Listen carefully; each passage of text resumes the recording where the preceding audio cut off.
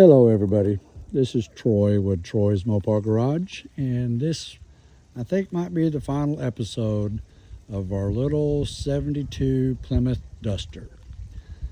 As y'all have seen in my other videos, hopefully you've watched them. If not, please go back and do so, and please like, subscribe, and share, as they say.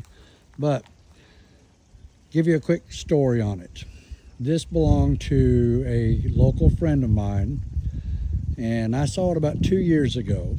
He put it up for sale. I went over, looked at it, decided, nah, it's not time for me to be getting into another car because I have so many of them. Whenever I looked at it, the torsion bar on this side was broken, the front end was sitting on the ground. It's missing a headlight bucket and everything on this side. It didn't run. This vehicle, last time it was registered, the tag that's on it, the North Carolina tag, expired August of 1989. So, fast forward to this year, I decided to go ahead and pick up the car. See if I can get it running, see if I can do anything with it. And we did. Brought it home, as you can see in my other videos. I had to do a lot of work to it. The engine runs great. As you'll see at the end of the video, I'll give you a quick test drive of me driving down the road, but I had to go through all the brakes in it, brake lines, brake hoses, master cylinder, wheel cylinders, the whole 9 yards. The engine basically was a wiring fiasco underneath the dash and in the engine compartment.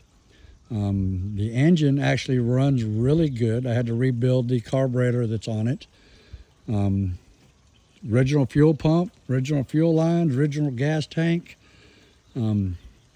She runs good, as you'll see in the video here in a few minutes. Fires right up, purrs like a kitten.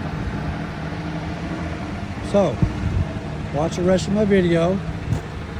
You'll get to see me driving down the road in it. And I'm going to list her for sale.